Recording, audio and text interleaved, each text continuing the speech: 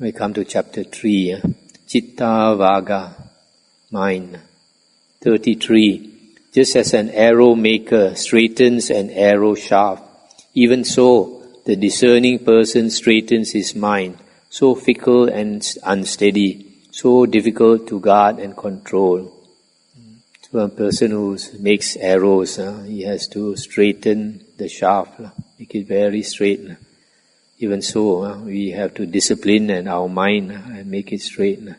Otherwise, it's like a monkey, fickle and unsteady, so difficult to guard and control.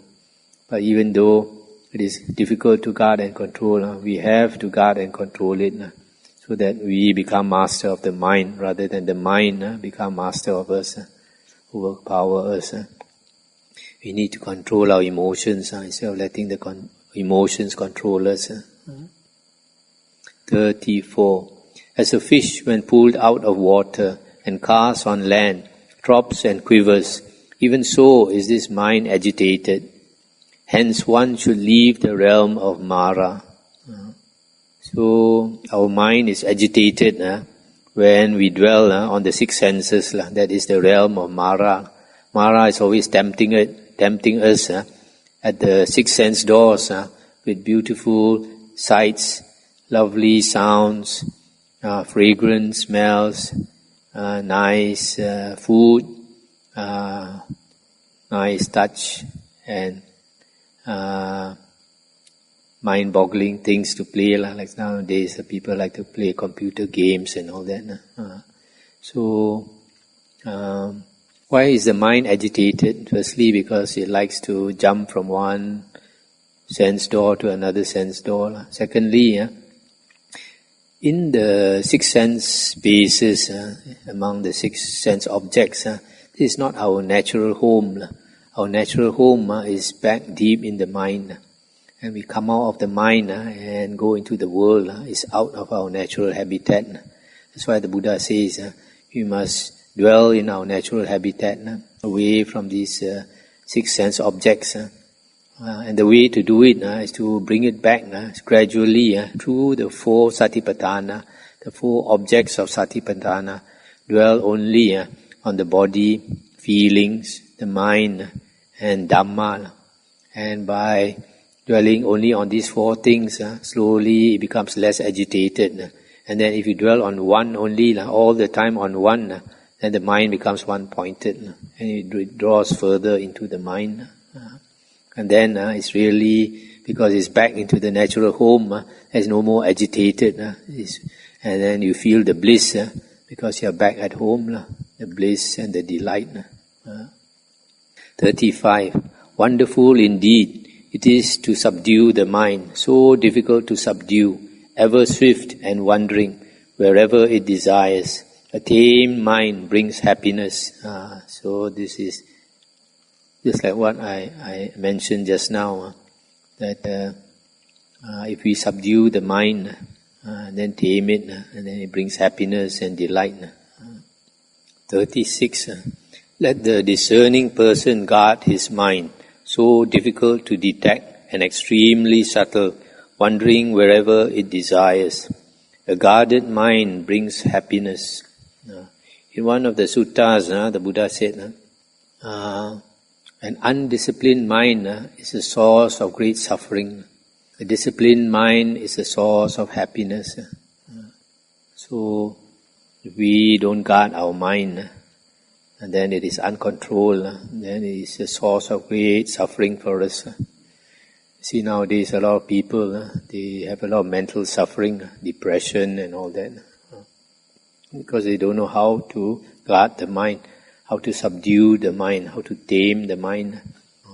So only a world teacher like the Buddha can teach us how to be healthy, mentally healthy. 37. Dwelling in the cave without form, the mind wanders far and moves alone. Those who subdue this mind are liberated from the bonds of Mara. This dwelling in the cave probably is the cave of the body. This mind is without form. It wanders far and wide. So we have to discipline it, don't allow it to wander here and there. Then only we are liberated from Mara. Mara is always tempting us, tempting the mind to wander here and there with all the six sense baits. 38. Wisdom is not perfected in one whose mind is not steadfast, who knows not the good teaching, and whose faith wavers. If the mind is not steady, and if you don't know the Dhamma, so you don't have faith, you cannot have wisdom. To have even a little bit of wisdom, the mind must be still. If the mind is not still, it's like a pool or a lake, where the water is muddy and the wind moves the surface of the water. You have waves moving. So if you look into the water, you cannot see the fish, you cannot see the plants in the weeds and all that, because the mind is disturbed by the water. So in the same way, we cannot understand ourselves if our mind is moved, if our mind is wavering all the time, wandering all the time. Only when the mind is still, then we can look inwards and understand ourselves and get wisdom. 39. There is no fear for an awakened one whose mind is not sodden or saturated by lust, nor afflicted by hate, and who has gone beyond both merit and demerit. The awakened one, like the Buddha, there's no more lust and no more hate. So I also gone beyond doing good and not doing good. How come gone beyond doing good and not doing good? Because he has no more of a self. Because a person without a self, enlightened being, whatever he does, he does not create karma, because he has no more that self behind the action, no more that force of the ego behind the action. So a person like the Buddha, whatever he does, whatever happens, he's unmoving. There's no ego to be moved.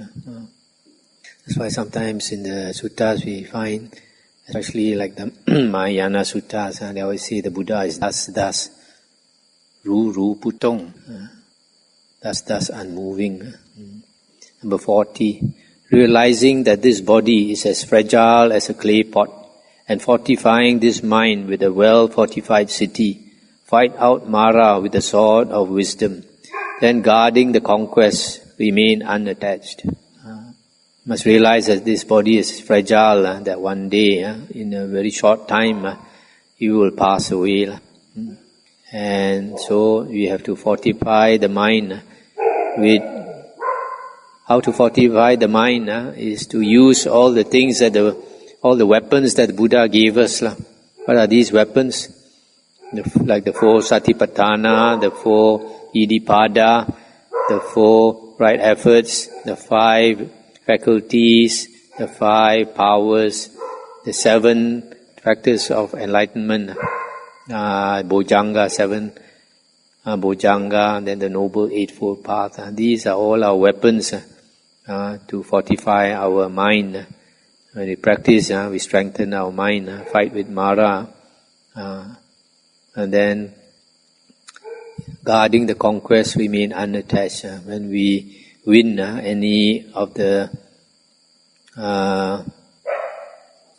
as we progress, as we fight, and we win stage by stage, the first Aryan path, then the first Aryan fruition, the second Aryan path, second Aryan fruition. These are all the grounds that we gain. And then when we win, we should be unattached to whatever we gain. We understand no self. 41. Before long, alas, this body will lie upon the earth, cast away and lifeless, like a useless log. This one you must remember very well. As I mentioned to you just now, somebody that was coming here, suddenly he realize that he's got cancer. If we understand really that we're going to die very soon and we accept it, then when we get cancer, we are not alarmed. We know we are going to die, whether we get cancer or we don't get cancer, we're still going to die. So sometimes people say this person died of cancer, that person died of hepatitis, that person died of heart attack. Actually, basically, all of them died because of impermanence. So we all die because of impermanence, not because of this sickness and that sickness. Even if we don't have sickness also, we still must die. 42. Whatever harm an enemy may do to an enemy, or a hater to a hater, an ill-directed mind inflicts on oneself greater harm. What is an ill-directed mind? A mind that does not have right view. If a mind is without right view, then it is directed in the wrong way. And what is the wrong way?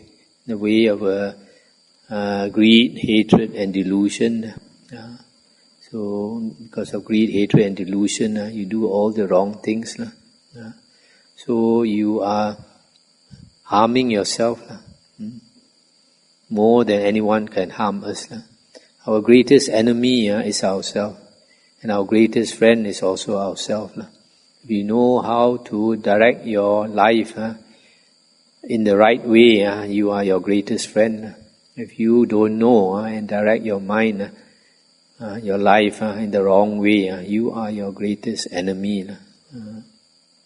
For example, if somebody he thinks it's very nice to commit adultery, very enjoyable.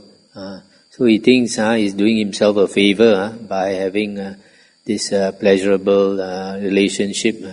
But actually he's harming himself because at the end of it, at the end of life, he has to pay such a high price that it's not worth it. But because people don't understand this law of karma vipaka, so we think we are getting a good bargain. Actually, it's not a good bargain. So it's only by understanding the Dhamma that we understand what is good for us, what is not good for us. 43. Neither mother, father, or any other relative can do one greater good than one's own well-directed mind. This one the same way.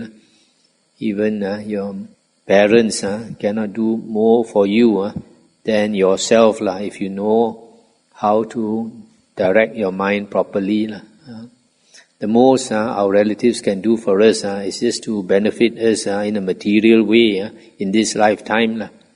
But if we know how to benefit ourselves, we not only benefit ourselves in this lifetime, but many, many lifetimes to come. But sometimes our relatives, they want to do something for us that they think is beneficial. Actually, in the long run, it's not beneficial. It seems beneficial only. And then later, when at the end of life, then we realize actually it's not beneficial. Sometimes we do something, it seems not only unbeneficial, sometimes it seems cruel, but it may not be. For example, when the Buddha left his family to take up the life of a renunciant, his father was very hurt, his mother was very hurt, his wife. But after he became enlightened, he came back and helped them with the Dhamma so that they became Arya also. So sometimes, like in this case, you think he's cruel. A lot of people, worldly people think, how can the Buddha leave the family when the son is just born? And so they think the Buddha is not being human, not being humane. But actually, he in that way, he benefits the family more than staying at home. If he stayed at home, how much can he benefit? He can only make them happy, make them secure in the false security, thinking that they are rich, they have a good life, there's a good family and all that. But actually, when we enjoy life, we use up our blessings, and we have to pay for it, and we are short of blessings at the end of life. Then we go to a bad rebirth. Unless you know how to lead your life according to Dhamma, then you can enjoy and build up your blessings. But nothing, even you build up your blessings, as long as you have not become an Arya, you have not got out of this cycle of birth and death, then you are definite to fall into the ghost realm, the animal realm, and the hell realm again and again and again and again. So the biggest favor he has done them is to renounce the family life. When somebody renounces the family life, it hurts the family members very much.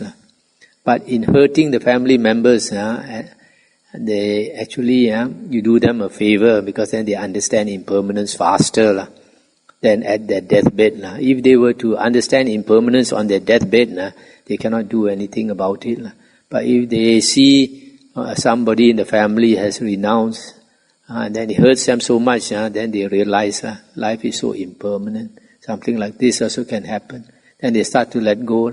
When they start to let go, then they, on their deathbed, they don't have to let go so much. They have already let go.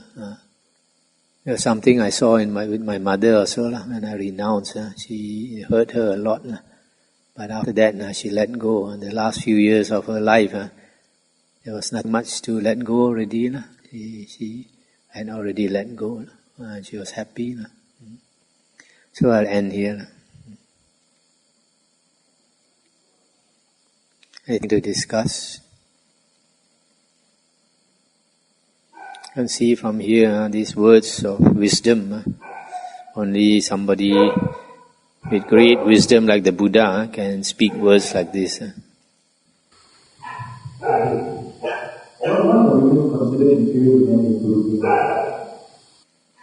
The Buddha did not say that women are inferior to men in Buddhism.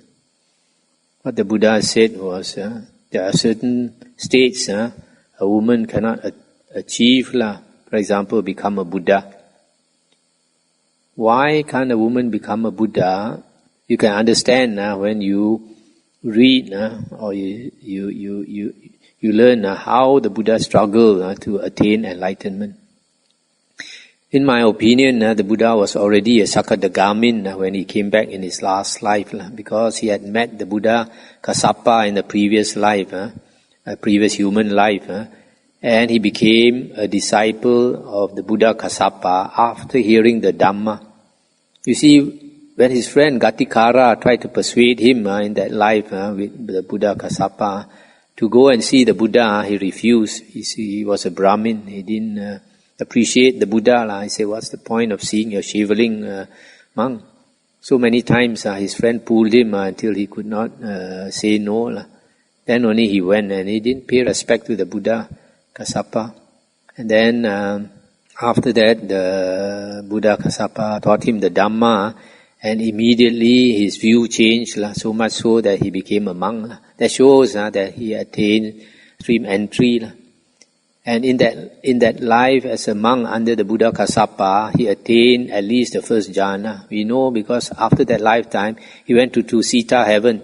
And coming down from Tusita heaven as Siddhartha Gautama, as a small boy, he could attain the first jhana under the Jambu tree. That shows that he had probably attained it under the Buddha Kassapa. So if he had attained the first jhana under the Buddha Kassapa, he would have become a Sakadagamin. So a Sakadagamin, when he came back in his last life as Siddhartha Gautama, it was natural for him to renounce. So after he renounced, the suffering he went through was so much. The Buddha said, you cannot find another person on the spiritual path who suffered more than him. And he said, at the most, you can find only somebody who equal his suffering. Never more than him, whether it's a past, present or future. So that type of suffering For a person, when like a Sakadagami, he comes back in his last life, there's no Dhamma. Because there's no Dhamma in the world, he has to struggle extremely hard. There's no proper teacher. So he struggled so hard until he nearly died. That type of suffering, a woman cannot. Because the woman has a nature to protect life. That's why it's the nature of a woman to look after babies, to bring up babies, because it's a nature to protect. So that's why it's very rare for a woman to find a woman who can come to that stage of willing to kill. The Buddha was willing to kill himself to attain enlightenment. He struggled until he was all bones. The eyes jutted in, the bones jutted out. And he had no stomach. When he touched his stomach, he could feel his spine. He had no backside. So he said, let the blood dry up. You continue his struggle. It doesn't matter. The blood dry up and the bones wither away. But he never slacken his energy. That type of effort a woman cannot attain. So that's why a woman cannot become a Buddha. But a woman can become a Arahant, same as man. So even men also, a lot of men cannot become a Buddha because it takes so much effort. So a woman can become a Arahant, which is equivalent. The enlightenment is the same. A woman cannot become a wheel-turning monarch. A wheel-turning monarch who rules the whole world. A woman cannot become Sakadeva Raja. So only these few things a woman cannot become. Cannot become a Brahma. Okay? Otherwise, a woman is not inferior to a man.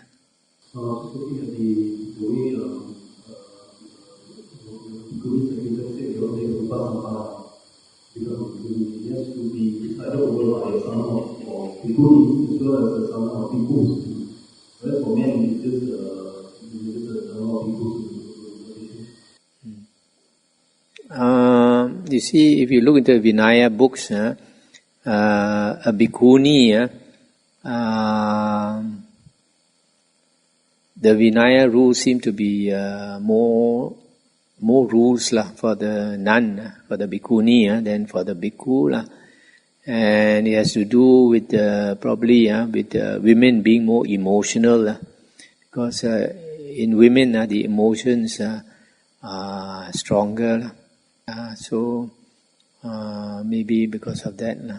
Also because the women are the weaker sex. The Buddha at first was reluctant to ordain nuns. And my opinion is that because the Buddha didn't want to take up this burden of looking after nuns. Once nuns ordain, if they live on their own, they might come to harm. They might be raped and all that.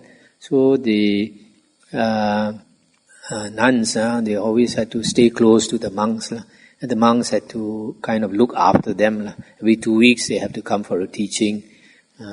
And the Vasa period, rains period, they cannot stay alone. They have to stay with the monks and all that.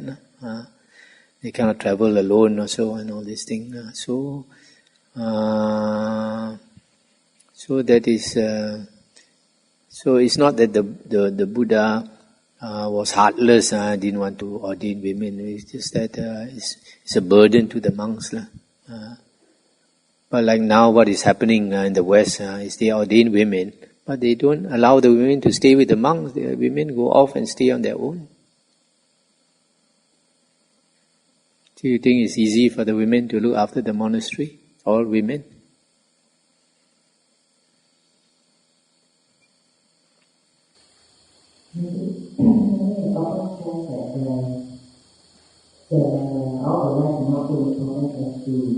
Doing what he does, because it's the first step of the Nandagopalaka path.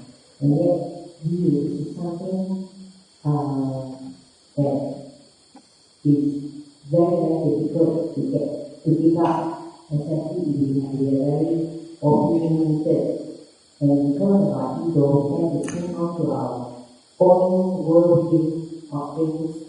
And if we don't give up our own view, it's very difficult against that view. Can I take this advice? How do we slowly give up our own opinions and views and misconceptions? This kind of thing is very difficult because you can say a lot, but each person is different. So whether the Dhamma is very well explained by the Buddha already, and also the Vinaya, but a lot of people find it hard to follow because of their own personal opinions, because of their own personal pride and all these things. So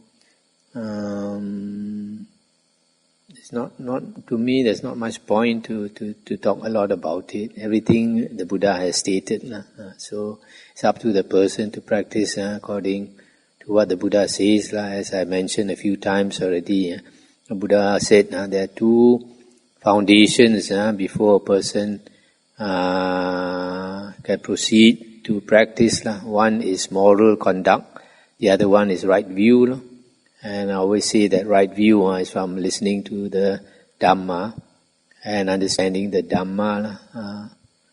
And if a person becomes a monk long term, then he stays with the teacher long, then the teacher will have a responsibility to teach him, and then the teacher is only willing to teach him depending on the conduct of the monk.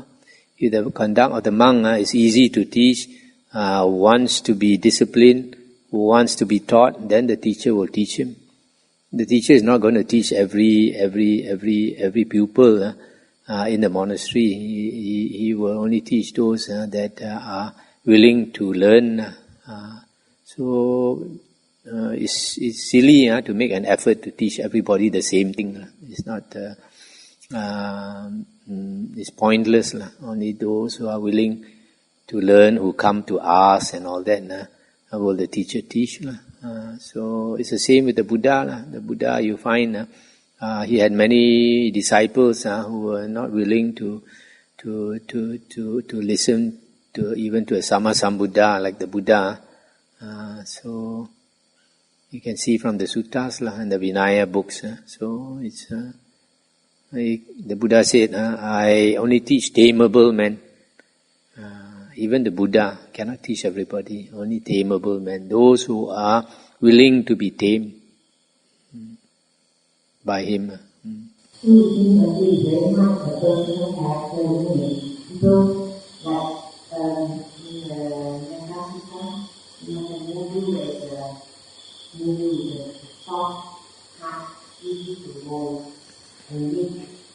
these are qualities that sometimes some people are born with, but some stand are very strong-minded.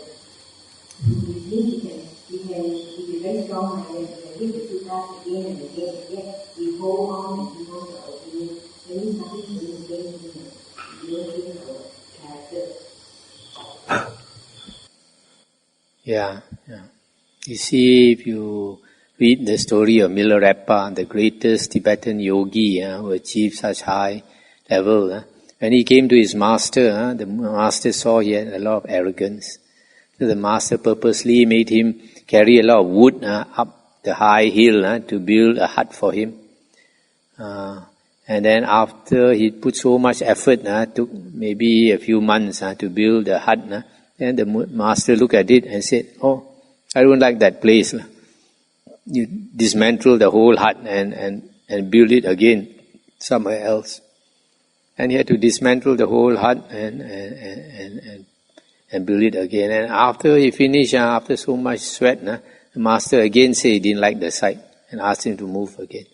So, how many pupils are willing to do that?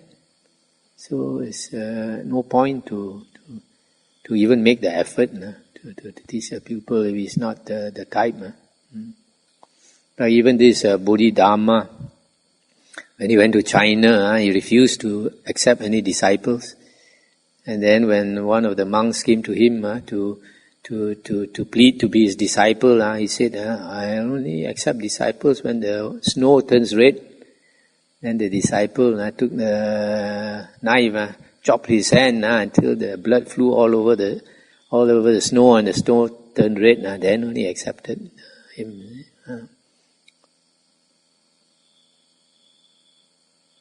How shall we end now?